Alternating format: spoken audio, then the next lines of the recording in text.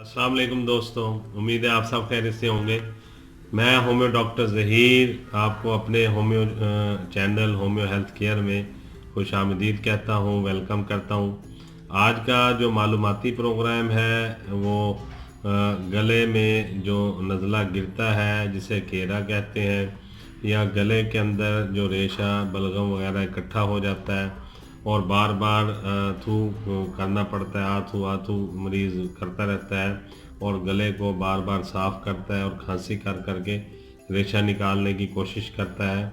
उसके लिए होम्योपैथी की तीर बहदफ मेडिसिन बताऊंगा, जिसे इस्तेमाल करने से इंशाअल्लाह ताला ये जो गले में रेशा गिरता है, केरा गिरता है और गले के अंदर जो रेशे का बलगम का इकट्ठा हो जाना होता है, इज्तिमा हो जाता है और रेशा गले के अंदर आगे इकट्ठा हो जाता है। ख़ास तौर पर सुबह सुबह जब आप सो के उठते हैं उस वक़्त आपको महसूस होता है कि गले के अंदर कोई रुकावट है, कोई चीज़ इकट्ठी हुई है, फिर आप ज़ोर लगा के खांसी करके उसको गले के अंदर से आवाज़ें निकाल के और रेशे को बाहर निकाल दें तो काफ़ी गाढ़ा सा सफ़ेद रंग का, सब्ज़ रंग का या पीले कलर का बलगम का इखराज होता है और जो कि सारी रात सोते हुए आपके गले में ख़ास जगह पर इकट्ठा हो जाता है और गले के अंदर गिरता रहता है सारी रात और वो इकट्ठा होता रहता है और फिर सुबह को आप उसको सुबह सुबह करके गले में से उसको निकालते हैं। तो इसमें जो है आप मेडिसिन यूज़ करेंगे वो मैं आपको बता देता हूँ। 4 मेडिसिन है, 30 पोटेंसी में है। इसके इस्तेमाल करने से इंशाअल्लाह ताला गले के अंदर जो रेशा गिरता है और गला बार बार साफ़ करना पड़ता है और मुख्तलिफ़ किस्म की आवाज़ें निकालने से शर्मिंदगी भी महसूस होती है। अगर आप फैमिली में बैठे हैं या दोस्तों में बैठे हैं तो उस वक़्त अगर आप के महसूस हो गले में आवाज़ आपकी तब्दील हो के बाहर आए,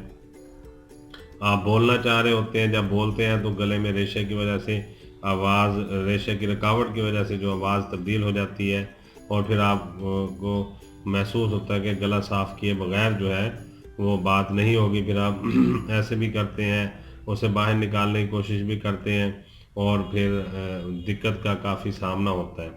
तो ये तमाम जो सिम्टम है ये गले में जो रेशा गिरना, केरा गिरना और गले की जो गदूद हैं उनमें इन्फेक्शन और गले के अंदर जो हल्क है हमारा उसके अंदर ये मुख्तलिफ़ रतूबात जो इकट्ठी होकर रेशे की शक्ल इख्तियार कर लेती हैं, ये उसी की अलामात हैं। तो इसमें जो होम्योपैथिक की मेडिसिन यूज़ होती हैं, सबसे पहले मेडिसिन है पल्साटीला, ये 30 पोटेंसी में आप लेंगे। दूसरी मेडिसिन है पेंथोरम, पेंथोरम भी 30 पोटेंसी में लेंगे। तीसरी मेडिसिन है कालीबाइक्रोमिकम, ये भी 30 पोटेंसी में लेंगे और चौथी मेडिसिन है हाइड्रास्टिस, ये भी आप 30 पोटेंसी में लेंगे। अब करना आपने यूँ है कि पल्साटीला, पेंथोरम, कालीबाइक्रोमिकम और हाइड्रास्टिस, इनको तीनों को अपने चारों को 30 पोटेंसी में लेके आपने आपस में मिला लेना है और फिर 10 से 12 कतरे सुबह, इसी तरह दोपहर को, इसी तरह रात को 2 घूंट पानी में मिला के आप पिएंगे तो इंशाअल्लाह ताला जो गले में रेशा गिरता है, केरा गिरता है या बलगम वगैरह इकट्ठा हो जाता है गले के अंदर और बात करते हुए दिक्कत का सामना है और बार बार आथू आथू करना पड़ता है और या ऐसे करके गले को साफ़ करना पड़ता है और अंदर की तरफ निगलना पड़ता है बलगम को या रेशे को, या बाहर निकाल के या अंदर की तरफ निगल के गुजारा होता है, वरना मुश्किल का सामना करना पड़ता है। तो ये मेडिसिन इस्तेमाल कर लेंगे इंशाअल्लाह ताला, इससे जो है ये बिल्कुल मसला आपका हल हो जाएगा। गले में केरा गिरना, गले का रेशा, बलगम का इखराज,